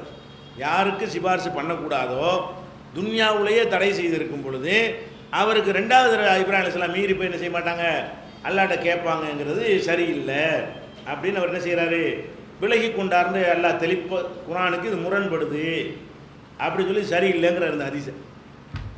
இந்த புகாரில் வர்ற ஹதீஸ் தான், அறிவிப்பாளர்லாம் கரெக்டாக தான் இருக்கிறது. புகாரி நூலைத்தான் இவர் ஆய்வும் செய்கிறாரு. ஆய்வு செய்யும்போது இந்த ஹதீஸை பார்க்கல அவருக்கு எப்படி தெரியுது? குரானுக்கு மாற்றங்க. அவர் வாப்பாவுக்கு ஏற்கனவே உலகத்தில் மன்னிப்பு கேட்டார். ரப்பி ஃபிர்லி அபி இன்னஹு கான மினல் லாலின், இறைவா என் தகப்பனாரை மன்னிச்சிரு, அவர் வழிகேட்டில் இருக்கிறாருன்னு இப்ராஹிம் நபி சொன்னாங்க. அப்போ மன்னிப்பு கேட்டார்கள்னு குரானில் இருக்குது. அல்லாஹ் நினைஞ்சிட்டான், கேட்கக்கூடாது, நிறுத்தி, இதோடு நிறுத்திக்க, வாப்பா பற்றி பேசாத அப்படி சொல்லியிருக்கும் பொழுது இப்ராஹிமுடைய தன்மை என்ன? இது காலகு ரப்புகு அஸ்லிம் கால அஸ்லம். இப்ராஹிமை பல வயது சோதித்து பார்த்தோம். அஸ்லிம்னா அஸ்லம் திட்டுவார், கட்டுப்பட நினைச்சுவார், உடனே கட்டுப்பட்டேன் அப்படி சொல்லக்கூடியவரில் முதலிடத்தில் இருப்பவர் யார்? இப்ராஹிம் நபி. அவர் வந்து உங்கள் வாப்பாவை பற்றி பேசக்கூடாதுன்னு நல்லா தடுத்து இருக்கும் பொழுது, அவர் பேசி மாட்டி இருக்கும் பொழுது, இறைவனால் கண்டித்து இருக்கும் பொழுது, மறுமையில் வந்துட்டு எங்கள் வாப்பாவத்திக்கு நரகத்தில் போகிற எனக்கு பாதிக்குதுன்னு சொல்வாரே. ஆனால் அந்த அந்த இன்னும் சொல்ல போனால் அந்த உலகம் இதையெல்லாம் நான் கூடுதலாக சொல்கிறேன், அவர் விருதம் கவனிக்கிறாரு. அந்த உலகம் இதையெல்லாம் கவனிக்கிற உலகம் இல்லை. அந்த உலகம் என்ன உலகம்? வாப்பாவும் தெரியாது, அம்மாவும் தெரியாது. யௌம எஃபிருல் மருமினாகி ஹீவோ உம்மி ஹீவோ அபி ஹீவோ சாயிபதி பணிகி பொண்டாட்டி பிள்ளை வாப்பா அண்ணன் தம்பி எல்லாத்தையும் கொண்டு ஓடுவான். அந்த உலகத்தில் உட்காந்து வாப்பா அவர் நினைக்கிறார், எல்லாம் நப்சின்னு இருப்பாங்கன்ட்டு வேறு ஹதீஸுகள் சொல்லுகிறது. எல்லா ஹதீஸ் என்ன சொல்கிறது? இறைவா என்னை காப்பாற்று என்பது தான் அனைத்து நபிமார்களுடைய நிலையாகவும் இருக்கும். நபிமார்கள் உட்பட எல்லாருமே அல்லாஹும்ம சல்லிம்னு சொல்லுவாங்க. இறைவா என்னை காப்பாற்று. அப்போ அங்கே போய் உட்காந்துட்டு இங்கேயே கேட்கக்கூடாது, தடுத்தாச்சு, அங்கே போய் எங்கள் வாப்பாத்தி கூட எனக்கு கேவலம், ஏன் மரியாதை என்ன வருதுன்னு அல்லாட்ட சட்டம் பேசுகிறார். இவர் இப்படி செஞ்சிருப்பார். இவர் மரியாதை முக்கியமா, அல்லாவுடைய மரியாதை முக்கியமா? இப்படி நினைக்கக்கூடியவர் இப்ராஹிம் நபி. உலகத்துக்கே தௌஹீதுக்கு இமாம் அவர் தான். தௌஹீதுக்கு இமாம் யார்? நம்ம அனைவருக்கும் இப்ராஹிம் தான் தௌஹீதுடைய இமாம். இன்னி ஜாஹிலுக்குள் இன்னாசி இமாமா, உன்னை மனித குலத்துக்கு இமாம் ஆக்கியிருக்கேன்னு நல்லா சொல்கிறான். இன்றைக்கி அந்த தௌஹீதுன்னா அவர் தான். தௌஹீதுன்னா என்னது? அந்த மாதிரியான உறுதி, அந்த மாதிரியான அட்ஜஸ்ட்மெண்ட் இல்லாத வாழ்க்கை. அவர் எந்த நீ வேறு நான் வேறு தௌஹீதமாக சொல்கிறோம்ல, இதை அச்சு அசலாக இப்ராஹிம் நபி தான் பொருந்த முடியும். இப்ராஹிம் நபி எடுத்து பார்த்தீங்கன்னா அவர் என்ன செய்வார்? இப்போ அவர் நிலையத்தை நம்ம அப்படி எடுத்துருக்குறோம். யாருடைய மில்லத்தை எல்லாம் பின்பற்ற சொல்கிறானோ இப்ராஹிமுடைய மில்லத்தை பின்பற்றுங்கிறான். மற்ற நபிமார்களுடைய மில்லத்துக்கு வந்து நம்ம விவரமாக குரானில் கிடைக்கல. இப்ராஹிம் நபியுடைய மில்லத்து குரானில் கிடைக்க என்ன செய்கிறாரு? சிலைபி உடைக்கிறாரு, கிண்டல் பண்ணுறாரு, அது என்ன செய்கிறாரு? படிப்படியாக அந்த மக்களை டெவலப் பண்ணி கொண்டு வர்றாரு. அப்போ அந்த மாதிரி அதுபோல் என்ன செய்கிறார்? மக்கள்கிட்ட சொல்கிறாரு, இன்னா புராவு மின்கும், நாங்கள் உங்களை விட்டு விலகியவர்கள், பதா பைனனா பைனக்குமுல் அதாவத்து போல் பகலா, உங்களுக்கும் எங்களுக்கும் மத்தியில் வெறுப்பும் பகையும் தான் இனிமேல், ஹத்தா தூமினு பில்லாஹி வஹதஹு, அல்லாஹ்வை மட்டும் நீங்கள் நம்புகிற வரை நீ வேற நான் வேற. நெருப்புலதுக்கு போட்டாலும் இதான்னு சொன்னார். அந்த மாதிரியான இப்ராஹிம் அவர்கள் வந்துக்கிட்டு இப்படி சொன்னாங்கன்னா அவர் இஸ்மாயிலுக்கு ஏற்றுக்க முடியலை. இஸ்மாயிலுக்கு அறிஞருக்கு என்ன செய்ய முடியலை. இது இப்படி ஒரு என்ன இப்படி அல்லாட்ட இப்படி கேட்டிருக்காரு, இப்ராஹிம் இப்படி கேட்பார். அப்போ இது ஹதீஸ் சனது சரி மேட்ரு சரியில்லை என்று நம்ம சொல்லலை, இஸ்மாயிலே சொல்கிறார், நம்ம சொல்லலை. இதை இது நம்மளை ஏற்றுக்கணும், அது ஒரு விஷயம். கூடுதலாக இன்னும் 2 பையனை கூட நம்ம சேர்த்து சொல்லுவோம். ஆனால் அவரும் இந்த நிலைப்பாட்டில் இருந்தாரா இல்லையா? குரானுக்கு மாத்தமாக இருந்தால் ஹதீஸை ஏற்றுக்கிற கூடாதுன்னு ஒரு நிலைப்பாடு இல்லாட்டி இப்படி ஏன் பேசுகிறார் அவர்? அப்படி பேசக்கூடாது, பாவம், எதாக இருந்தாலும் கண்ண முடிவு ஏற்றுக்கிறேன்னு. அப்படி தான் இஸ்லாமிய மரபு, அப்படி தான் வழிமுறை இருக்குமையானால் பல அறிஞர்கள் நூல்களை ஆய்வு செஞ்ச இந்த அறிஞர் ஆய்வாளர் வந்து இந்த வார்த்தையை ஏன் சொல்லுகிறார்? புகாரில் ஒரு ஹதீஸை ஏன் மறுக்கிறார்? புகாரில் தான் இருக்கிறது. என்ன செய்யணும்? இன்னும் சொல்ல போனால் இதை பார்க்குறதுக்கு முன்னாடி நானே பயானில் இதை சொல்லியிருக்கிறேன். எனக்கு அது முரண் தெரியலப்போ நானே இணைஞ்சிருக்கிறேன். ஈமானின் நிலைகள்லாம் ஆரம்ப காலத்தில் இந்த விஷயம் நானே சொல்லியிருக்கேன். எனக்கு தெரியல முரண்பாடு. சுட்டிக்காரன் ஆமாம் கரெக்டாக தானே சொல்லியிருக்காரு, அவரை வச்சு தான் நம்ம மறுத்த போகிறோம். நம்மளே இதை மறுக்கலை. நமக்கு வந்து ஒரு ஆள் மறுத்துருக்காரு, நமக்கு தெரியாமல் நம்மளை இப்ராஹிம் நபியாக இருந்தாலும் நம்ம தப்பிக்க இயலாதுங்கிற தோரணையில் இந்த ஹதீஸை எடுத்து பயானெலாம் பண்ணதான். ஹதீஸ் மேலே வெறுப்புலாம் கிடையாது, பண்ணத்தான் செஞ்சோம். இந்த இஸ்மாயில் கேட்டார்ல, ஆகா இப்போ நல்லவளை கேட்டிருக்காரு, இது நம்ம கண்ணுக்கு தென்படாமல் போச்சே, இதுக்கு ஆன்சர் நம்மள்ட்ட இல்லையே. இவர் கேட்குற கேள்விக்கு ஆன்சர் இருந்தால் ஆன்சர் சொல்லிட்டு நம்ம அதை சொல்லிட்டு இருக்கலாம். நம்ம யோசிச்சு பார்த்தோம்னா அவர் சொன்னோட கூடுதல் பாயிண்ட் கிடைக்குது. சிந்திச்சு பார்த்தா என்ன ஆகுது? மறுமையில் உட்காந்து இதுக்கெல்லாம் ஒருத்தர் நடத்திட்டு இருப்பான். அவன் பாப்பா பிள்ளைலாம் ஒரு ஓடக்கூடிய காலத்தில் போய்கிட்டு பாப்பாவுக்கு இப்படி பேசுவார்னு இப்படி நம்ம கூடுதலாக சிந்திச்சோம்னா இது சரியில்லைன்னு சொல்கிறோம். அப்போ இது சரியில்லைங்கிறதுக்கு காரணத்தை வேணால் நம்ம 4 காரணம் கூட சொல்ல முடியுமே தவிர, முதல் சொன்னவர் யார்? இஸ்மாயில் தானே சொன்னார். அவர் ஏன் குரானை மருத்துவர்னு சொல்ல மாட்டேங்கிறாங்க? அவர் ஏன் ஹதீஸை மருத்துவர்னு லிஸ்ட்டில் சேர்க்கலை? அவர் ஹதீஸை மறுத்தவர் பட்டியல் அவரை சேர்க்கணுமா இல்லையா? ஹதீஸை மறுத்தவர்கள் உமர்லில்லானவர்கள், ஆயிஷா, ஷாஃபி, குர்துபி, ஜுர்ஜானி, இஸ்மாயிலின்னு சொல்லணும்ல. அப்படி ஒருத்தர் சொல்லுங்க நம்ம. அதுக்கு அடுத்து வந்து இப்போ இந்த மேட்டரில் வந்து மதுகப்புக்காரங்கெல்லாம் பரவாயில்லை, மதுகப் பின்பற்றுறாங்க இல்லையா, அவங்கெல்லாம் இந்த மாதிரி நம்ம விமர்சனத்தை மறுக்கிறதே கிடையாது. குரானுக்கு மாற்றமாக இருந்தால் ஏற்றுக்கிற மாட்டோம்னு நம்ம சொல்கிறோம்ல, அவங்க அதுக்கு நம்மளை கண்டுக்கிற மாட்டாங்க, அதுக்கு பதிலே சொல்ல மாட்டாங்க. மதுகப்பு விஷயத்தை மட்டும்தான் பார்ப்பாங்களே தவிர இப்படி ஒரு கருத்தை சொல்லிவிட்டார்கள் விமர்சிக்கிறது இல்லை. இதை யார் விமர்சிக்கிறாங்கன்னா தௌஹீது போர்வையில் இருக்கக்கூடிய மற்ற இயக்கங்கள் தான் இதை ஒரு பெரிய இஷ்யூ ஆக்குகிறார்கள். சுன்ன ஜமாத்து மதுகப்புக்காரன் தரிக்காக்காரன் ஆக்கவே இல்லை. யார் ஆக்குறா? அந்த சவுதியில் உள்ள உலமாக்கள், சலபிகள்னு சொல்லக்கூடிய சவுதி உலமாக்கள், ஜாக்கி, இது மாதிரி அதிலிருந்து பிரிந்த அஹ்ல ஹதீஸு, கேரளாவில் நதுவத்துல் முஜாஹிது, இவங்கெல்லாம் தௌஹீது குரான் ஹதீஸ் தான் அடிப்படை சொல்லக்கூடியவங்க. இவங்கெல்லாம் என்ன வாயளவில் குரான் ஹதீஸ் தான் மார்க்கத்தின் அடிப்படை என்று வாயளவில் சொல்லக்கூடியவர்கள் இதை வந்து விமர்சனம் அவங்க மட்டும்தான் பண்ணிகிட்டு இருக்காங்க. இப்போ மெயிலில் பரப்புறது, நோட்டீஸ் பரப்புறது, இதை ஒரு மீட்டிங்கில் தலைப்பாக்கி பேசுவதெல்லாம் யாருன்னு கேட்டிங்கன்னா இந்த கூட்டத்தார் தான் சொல்கிறாங்க. இந்த கூட்டத்தார் எல்லாருமே ஒரு ஆளை மதிப்பாங்க. யாரை மதிப்பாங்க? முதல் இடத்துல உள்ளார் யார் இவங்களுக்கெல்லாம்? இப்னு தைமியா. நம்மளும் முக்கியமான இடத்துல வைப்போம், ஆனால் அவர் தவறான கருத்தை விட்டுருவோம். இவர்கள் எல்லாருமே சலபிகள்னு சொல்லக்கூடிய எல்லாருமே அவங்களுடைய முதல் குருநாதரை யாரை எடுத்துக்குருவாங்க? இப்னு தைமியா. இந்த சுன்ன ஜமாத்துக்காரன்லாம் திட்டுறது வந்து இந்த இப்னு தைமியா வழிகட்டவங்க தான் இவங்க நாசமாக போனாங்க. அவங்க ஏன்னு கேட்டால் ஒரு அந்த தாபியன்கள் காலத்துக்கு அப்புறம் டோட்டலாக இஸ்லாமே அழிஞ்சிருச்சுன்னு சொல்லலாம். தாபியன்கள் காலத்துக்கு அப்புறம் எடுத்து பார்த்தீங்கன்னா இஸ்லாமுடைய மொத்த வடிவமே நெஞ்சிருச்சு, முழுசாக மாறிவிட்டார். ரசூலுல்லாவுடைய அடக்கஸ்தலத்தை வந்து தர்கா வைக்கிட்டான்னு பாருங்களேன். இன்றைக்கி அது இருந்துகிட்டு இருக்க. இன்றைக்கி அந்த டூமை போட்டபடி இருக்கு. துருக்கிக்காரன் செஞ்ச வேலை, இவங்க பண்ண வேலையில் என்னவாச்சு? ரொம்ப பெரிய மாற்றம் ஏற்பட்டு ஒவ்வொரு மக்காவில் போய் இறங்குனீங்கன்னா ஒவ்வொரு பத்ர் சஹாபி பேர்லையும் ஒரு தர்கா, பத்ர் சஹாபி ஒருத்தர் பேரில் என்ன இருக்கேன் ஒரு தர்கா வச்சு அந்தளவுக்கு ரொம்ப கொடூரமெல்லாம் செஞ்சுட்டு இருந்தாங்க. அப்போ தான் ஹிஜ்ரி 700 இப்னு தைமியா வர்றாரு. இது 700 ஆண்டு, ஹிஜ்ரி 700 ரசூல்லா காலத்துக்கு 700 வருஷத்துக்கு பிறகு வந்து பார்த்தா அவர் படிக்கிற குரானுக்கும் இவங்களுடைய நடைமுறைக்கும் எந்த சம்பந்தமும் இல்லை. அவர் ஆய்வு பண்ணி என்ன செய்கிறாரு? இதை ஒழிச்சு கட்டி ஆகணுங்கிறதுக்காக வேண்டி அவர் வந்து வெறுமனே பயான் பண்ணக்கூடியவராக மட்டும் இல்லாமல் அவர் ஒரு படையை உண்டாக்குறாரு, மக்களையும் சீர்திருத்தம் பண்ணுறாரு. படையெடுத்து இந்த தாத்தாரிகளோட போர்லாம் இட்டு அவர் கை ஓங்கி எல்லாம் இடித்து தகர்த்தார். தர்காக்கள் எல்லாத்தையும் நினைஞ்சார், கொள்கைகளையும் தகர்த்தார். ஒரு மாவீரர், அறிஞராகவும் இருந்தார், ஒரு பெரிய வீரராகவும் இருந்தார். இன்றைக்கி அந்த 700 ஆண்டுக்கு பின்னாடி எந்த அளவுக்குன்னா அந்த தாபியன்கிற சஹாபாக்களுக்கு அடுத்த காலத்திலேருந்து 700 ஆண்டு வரைக்கும் ஒருத்தன் வந்து தலாக்குன்றான்னு வைங்க, முத்தலாக்கு 3 தலாக்குங்கிறது தான் சட்டமாக இருந்துச்சு. ஹனஃபிலையும் தான் சட்டம், ஷாஃபிலையும் தான் சட்டம், மாலிக்கில் தான் சட்டம், ஹம்பலியில் தான் சட்டம், லாகிரியாக்கள்கிட்ட தான் சட்டம், எல்லாம் சட்டம் இருந்துச்சு. இவர் என்ன பண்ணார், ரசூலுல்லாஹ் காலத்தில் இப்படி இருக்கும்போது அதை மீற உமர் யார், உஸ்மான் யார், அலி யாருன்னு கேட்டார். யார் கேட்டா? இப்னு தைமியா கேட்டார். கேட்டு நினைஞ்சாரு, 3 தலாக்குன்னு சொன்னானே, அதனால் 1 தலாக்கு தான். முத்தலாக்குன்னு சொன்னால் 1 தலாக்கு, ஒரு தடவை சொன்னால் 1 தலாக்கு தானே தவிர அவங்க மறுபடியும் சேர்ந்து வாழலாம். 3 தடவை சொல்லணும் தலாக்கு என்பதையெல்லாம் அதுக்கு விழாவாரி அது சம்மந்தமான ஆய்வுலாம் எடுத்து பயங்கர ஃபைட் பண்ணி இதை சொன்னதுக்காக வேண்டிய நினைஞ்சாங்க அவர் பயங்கரமான வழிகேட்டில் உள்ளவராக சித்தரித்தாங்க.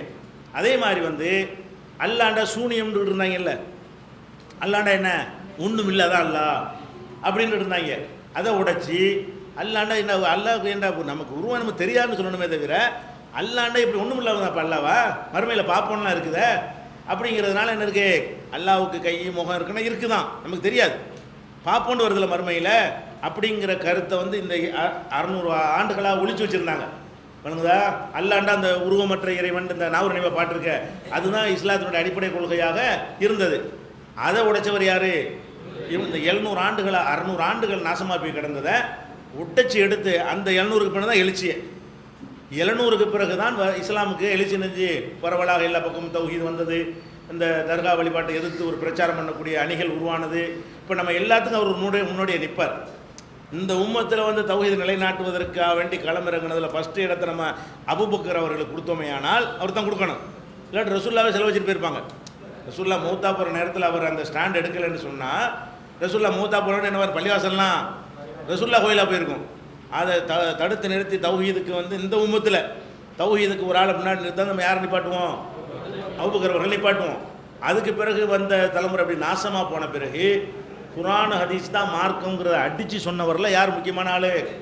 இப்னு தைமியா முக்கியமான ஆள். ஆனால் என்னன்னு கேட்டால் இவருடைய நல்ல அறிவு லாஜிக்கெலாம் நல்லா பேசியிருந்தாலும் இவருடைய அந்த இராணுவத்தில் ஈடுபட்டது படை திரட்டி கொண்டிருந்த உருக்குனால ஹதீஸ் துறையில் இவருக்கு ஆய்வு பத்தாது.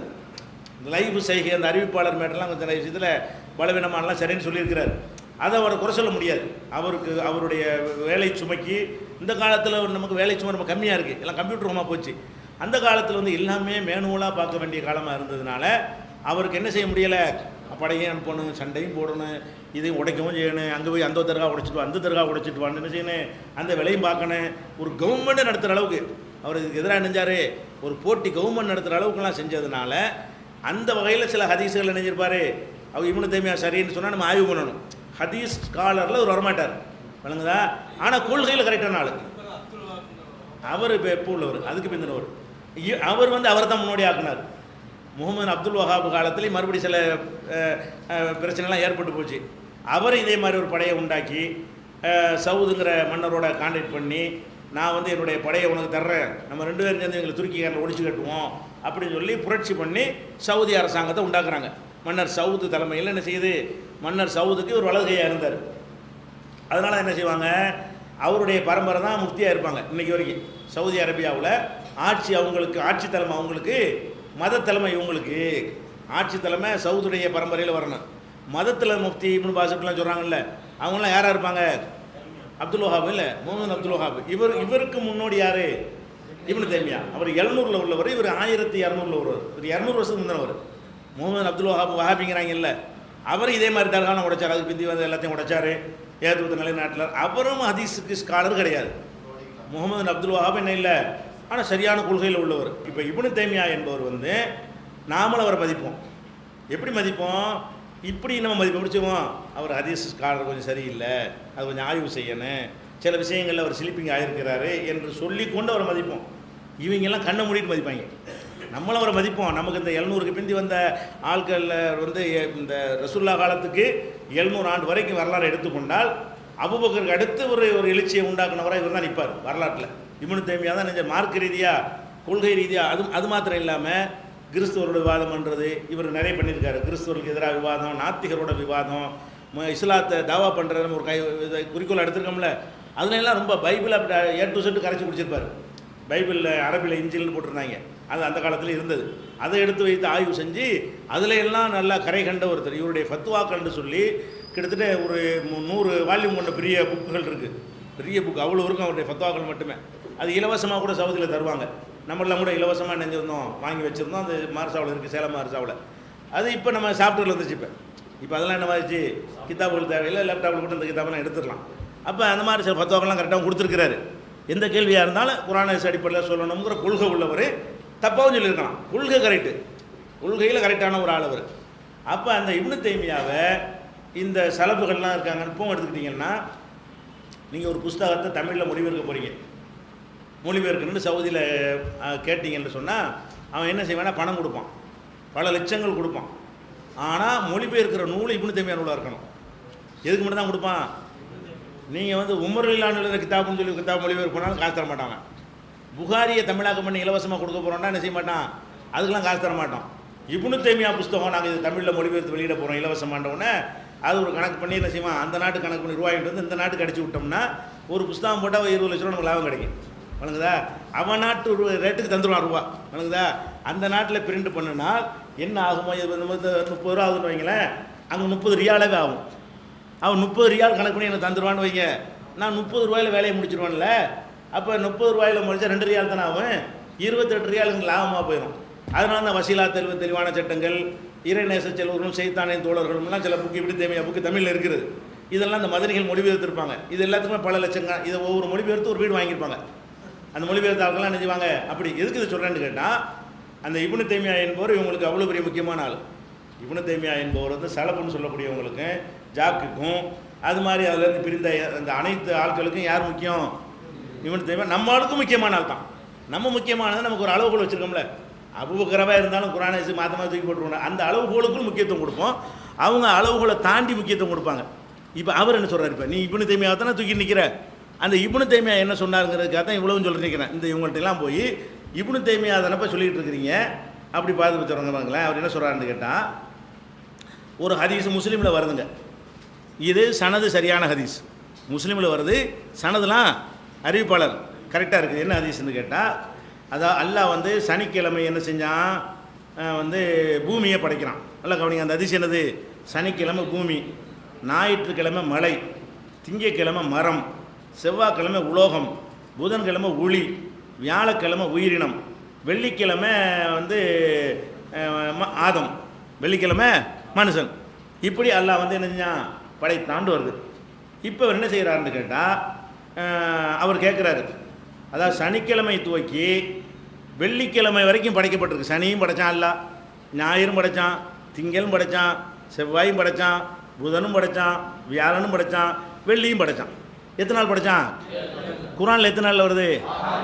இது எப்படி ஏற்றுக்கிறேங்கிறார் அவர். அவர் என்ன கேட்குறாருன்னா, 6 நாளில் படைச்சதை அல்லாஹ் சொல்கிறான், 7 நாளில் படைச்சதை ஹதீஸ் சொல்லுது, இது எப்படிப்பா ஏற்றுக்கிறேன்னு கேட்குறாரு. இப்போ இதுக்கு என்ன சொல்ல போகிறாங்க இவங்க? இப்போ ஹதீஸுக்கு மாற்ற தான் ஏற்றுக்கூடாது, நம்மளை புதுசாக உண்டாக்கிட்டோம். அவர் அழகாக எவ்வளோ அழகாக எதனால் இது மறுக்கிறார், இந்த நிலைப்பாட்டு எதுக்கு இந்த ஹதீஸ் மறுக்க காரணம் என்ன? குர்ஆன் 6 நாளில் படைச்சோன்னு எத்தனை வசனங்கள் இருக்கிறது. அப்போ 6 நாளில் படைச்சது அல்லாஹ் சொல்லும்போது அதுக்கு மாற்றமாக ஹதீஸ் இருந்தால் ஏற்றுக்கிற கூடாதுன்னா, இந்த கருத்தை எல்லாத்துக்கும் தானே பொறுத்தனே, இந்த ஒரு ஹதீஸுக்கு மட்டும் உள்ளதா? அப்போ குர்ஆனுக்கு முரண்படுது என்பதற்காக வேண்டி முஸ்லீமில் வந்திருந்தாலும் என்ன செய்கிறாரு, மறுக்கிறாரு. ஆளுக்கு மேலே குறை கிடையாது, இந்த முஸ்லீமில் ஒரு அறிவிப்பாளர் மேலே ஒரு குறையும் கிடையாது. அப்போ இது இப்னு தைமியாண்டா யாருங்கிறதையும் அவங்கள்ட்ட மனசில் வச்சு உங்கள்கிட்ட கேட்கணும், இப்படி இப்னு தைமியா சொல்லியிருக்காரா இல்லையா?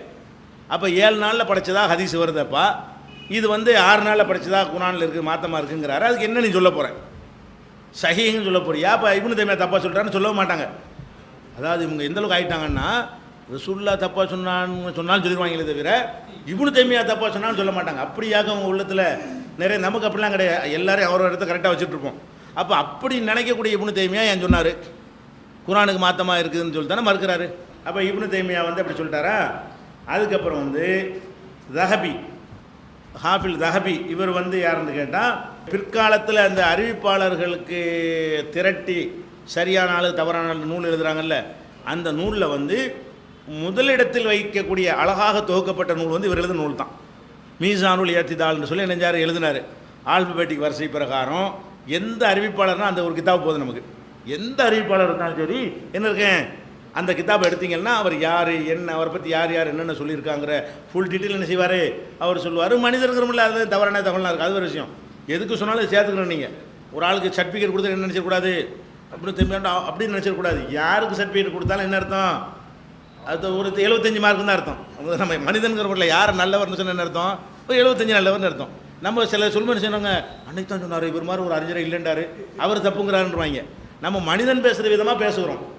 ஒரு மனுஷன் நல்ல வேண்டான்னு அர்த்தத்தை சொல்லுவோம், ஒரு 75ங்கிற அர்த்தத்தெல்லாம் சொல்லுவோம். அந்த மாதிரி இவருடைய ஆய்வுலையும் தவறுகள் இருக்கலாம். ஆனால் இருக்கிற நூல்கள் நல்ல டாப்பான நூல். ஸஹாபியுடைய அந்த மீசானுடைய ஏத்திதாலி என்பது அறிவிப்பாளர்களை பற்றி அலிஃபுபே வருஷப்படி உமருண்டா ஐன் போட்டு பார்த்தா கரெக்டாக வந்துடும். அதில் வந்து என்ன செய்யும், அந்த வருஷப்படி அந்த பேரை எடுத்து ஒரு முறைண்டா யார் எத்தனை உமர் இருந்திருக்கிறாங்க, என்னென்ன ஆள், இவர்கிட்ட அறிவிச்ச ஆள் யார், அவர்கிட்ட இவர் யார்கிட்ட அறிவிச்சார், இவருடைய உஸ்தாதுகள் யார், இவருடைய மாணவர்கள் யார், நம்பகத்தன்மை என்ன, இப்போ மோத்தா போனார், அனைத்து டீட்டெயிலும் என்ன செய்யும் கிடைக்கக்கூடிய ஒரு நூல். அவர் என்ன செய்கிறார் ஆய்வாளர், இது ஹதீஸ் கிடையாது, ஒரு சம்பவம் தான் இது. ஆனால் அந்த சம்பவத்தில் வந்து அவர் தஹபி சொல்லக்கூடிய விமர்சனம் தான் முக்கியமானது. என்ன சம்பவம்னு கேட்டால், இது சொல்லக்கூடிய ஆள் யார், மேலே பார்த்தா இஸ்மாயில் இஸ்ஹாக் என்பவர் கூறுகிறார்னு போட்டிருக்கா. அவர் தான் இதை அறிவிக்கிறார். என்ன அறிவிக்கிறார்னா, அஹ்மது பின் ஹம்பல் அவர்கள் என்னிடம், இந்த ஹாரிஸ் உங்களிடம் அதிகமான நேரம் இருக்கிறார், இவரை உங்கள் வீட்டிற்கு ஒரு முறை வரவழைத்து இவரது பேச்சை கேட்பதற்காக என்னை ஒரு இடத்தில் அமர வைக்கலாமே என்றார்கள். அதாவது ஹாரிஸ்ன்னு ஒரு ஆள் வந்து அஹ்மது பின் ஹம்பல் மதிக்கத்தக்க ஒரு அறிஞராக இருக்கிறார். அப்போ இந்த அஹ்மது பின் ஹம்பல் என்ன சொல்கிறாருன்னு கேட்டால், இஸ்மாயில் பின் இஸ்ஹாக்கிட்ட சொல்கிறாரு, ஹாரிஸுக்கு உங்களுக்கு நல்ல நட்பு இருக்குது, உங்களோடவே ஹாரிஸ் இருக்கிறாரு, அவருடைய செய்திகளை நானும் கேட்க ஆசைப்பட்றேன், என்னை அவரையும் சந்திக்கிற மாதிரி என்ன செய்ய ஒரு மீட் பண்ணுறதுக்கு ஒரு ஏற்பாடு பண்ணி தாங்க அப்படின்னு கேட்குறாரு. நானும் அவ்வாறே செய்தேன். ஹாரிஸும் அவரது மாணவர்களும் வந்து சாப்பிட்டு விட்டு இஷா தொழுதார்கள். சாப்பாடுக்குன்னு கூப்பிட்டு சந்திக்கிறதுக்குன்னு அப்படி தான் செய்வாங்க, அவங்க விருந்து வச்சுருக்காங்க வாங்கன்னு இவரையும் வர சொல்லி அவரையும் வர சொல்லி சந்திக்க ஏற்பாடு பண்ணுறது. அப்போ இஷா தொழுதார்கள். பின்பு அவர்கள் சுமார் இரவின் பாதி வரை ஹாரிஸின் முன்பு அமைதியாக அமர்ந்தார்கள். பாதி நேரம் வரைக்கும் உட்காந்துட்டு இருக்க, ஒன்றும் பேசாமல், இவர் பேசுகிறது இவர் கேட்குறதா இவர் சொல்கிறதான்னு இல்லாமல் பாதி நேரம் வரைக்கும் இப்படி இருந்தாங்களாம். பாதி நேரம் ஆன உடனே ஒருத்தர் வந்து என்ன செய்கிறாரு, ஒரு கேள்வியை கேட்டு ஆரம்பிக்கிறாரு. அப்போ வந்து ஹாரிஸ் என்ன சொல்கிறாருன்னு கேட்டால், ஹாரிஸ் பேசுகிறாரு, அவர்களுடைய தலையில் பறவை தங்கும் அளவிற்கு கவனத்துடன் கேட்டார்கள். அதாவது ஹாரிஸ் பேசுகிறாரு, எப்படி கேட்குறாங்கன்னு கேட்டால், ஆடாமல் அசையாமல் இருக்கிறாங்க. ஒரு பறவை கூட ஒரு தலையில் தங்கிரும் போல இருக்குது. ஆடுனா பறவை ஓடி போயிரும்ல, பறவை தங்கும் அளவுக்குன்னா ஆடாமல் இப்படியே உட்காந்து கேட்டுட்ருக்குறாங்க. அப்படியே பறவை தலையில் தங்கினா கூட ஒரு மரம்னு நினச்சிக்கிறோம், அந்த மாதிரி தலையில் வந்து பறவை உட்கார்ற அளவுக்கு என்னஞ்சாங்க கவனமாக கேட்டாங்களாம். கேட்டவுடனே அப்போ வந்து சிலர் அழுதுட்டாங்க. அவர் பேசினா ஒரு பயானை கேட்டு என்ன செய்கிறாங்க, ஒரு நல்ல ஒரு ஸ்காலர், அஹ்மது பின் ஹம்பலை மதிக்கிற ஸ்காலராக இருந்திருக்காரு. சிலர் அழுதாங்க, சிலர் திடுக்குற்றார்கள். அப்போது நான் மேலறைக்கு சென்று அஹ்மது இமாமை பார்த்த பொழுது அவங்க மயக்கம் போடுற அளவுக்கு அழுதுகிட்டு இருந்தாங்களாம். அங்கே அஹ்மது பின் ஹம்பலை பார்த்தா இவருடைய உரையை கேட்டுட்டு அவர் மயங்கிடுவார் போல இருக்கு, அந்த மாதிரி என்ன செய்கிறாங்க கேட்டுட்டு இருந்தாங்க. இவர்கள் சென்ற பிறகு அஹ்மது அவர்கள் சொல்கிறாங்க, நான் இவர்களை போன்று யாரையும் பார்த்ததில்லை, இவரது பேச்சை போன்று எவரது பேச்சையும் கேட்டதில்லைங்கிறாங்க. அஹ்மது பின் ஹம்பல் என்ன செய்கிறாருன்னா, இந்த ஹாரிஸ் ஒரு பயான் பண்ணுறாள் நான் பார்த்ததே இல்லை அப்படிங்கிறார். இது ஹதீஸ் இல்லை, இது ரசூல்லா சம்மந்தப்பட்டது இல்லை, இது சஹாபாக்கள் சம்மந்தப்பட்டதும் இல்லை. அஹ்மது பின் ஹம்பல் தாபியின்கள் காலத்தில் நடந்த ஒரு நிகழ்வு. இதை எழுதிட்டு தஹபி சொல்கிறாரு, இது சரியான அறிவிப்பாளர் தொடரை கொண்ட சம்பவம். இதை வந்து யார் சொன்னார் அவர் நல்லவர், அவருக்கு யார் சொன்னார் அவர் நல்லவர், அவருக்கு யார் சொன்னார் அவர் நல்லவர், இது எல்லாருமே நல்ல ஆட்களாக தான் இருக்கிறாங்க. ஆனாலும் மறுக்கப்பட வேண்டியது இந்த சம்பவத்தை நான் மறுக்கிறேன் அப்படிங்கிறார். எதனால் மறுக்கிறது, எனது உள்ளம் இதை ஏற்றுக்கொள்ளாது. அகமது போன்ற பெரிய அறிஞரிடமிருந்து இது போன்ற நிகழ்வு ஏற்படுவதை நான் அசாத்தியமானதாக கருதுகிறேன். அவர் என்ன சொல்கிறாரு, அஹ்மது இப்னு ஹம்பல் எவ்வளோ பெரிய ஸ்காலரு, இந்த மாதிரிலாம் மயக்க மூச்சு எடுத்து அதெல்லாம் வந்து ஒரு போலி சுபியாக்கள்கிட்ட இருக்க வேண்டிய ஒரு தன்மை. இவங்கெல்லாம் ஸ்காலர்கள்லாம் என்ன செய்ய மாட்டாங்க, அப்படி பயங்கர போத மாதிரி இந்த சாமி வந்த மாதிரி சாமி ஆடுவாங்கள்ல, அது மாதிரியான தன்மையில் இது இருக்கிறது. பறவை உட்காந்தாங்களாம், பறவை உட்காந்தா கூட தெரியலையா, அவங்க நம்மளாம் அப்படி உட்காந்தா மூர்ச்சியாகிற அளவுக்கு மயக்கம் போடுற அளவுக்கு இருந்தாராம். இப்படி இல்லாமல் ஒருத்தனுக்கு பேச இயலும். என்ன மாதிரி பேசினாலும் அஹ்மது இப்னு ஹம்பலே ஒரு பெரிய ஸ்காலரு, அவர் இதை கேட்டு இந்த மாதிரி ஆடி மெய் மறந்து போயிட்டாருலாம் சொல்லுவதை வந்து என்னால் ஏற்றுக்கிற முடியலைங்கிறார். அறிவிப்பாளர் சரிங்கிறாரு, ஆனால் ஏற்றுக்கிற முடியலை, நடைமுறைக்கு இது ஒவ்வாதாக இருக்கிறது, இப்படி இருந்திருக்கவே இயலாது. அஹ்மது ஹம்பல்னா யார், அவருடைய கேரக்டர் என்னன்னு தெரிஞ்ச ஒரு ஆளுக்கு இதை வந்து என்ன செய்ய முடியாது, அவருடைய வரலாறை அறிந்த யாராக இருந்தாலும் இப்படி ஒரு நிகழ்வு அஹ்மது இப்னு ஹம்பல் மாதிரி ஆள்கிட்ட என்ன செய்யாது, ஏற்படாதுன்னு அவர் சொல்கிறார். அப்போ அஹ்மது இப்னு ஹம்பல் மாதிரியான ஆள்கிட்ட இது ஏற்படாதுன்னா அல்லாஹ்வுடைய தூதர் மாதிரியான ஆள்கிட்ட இதை விட மோசமானது ஏற்படுமா?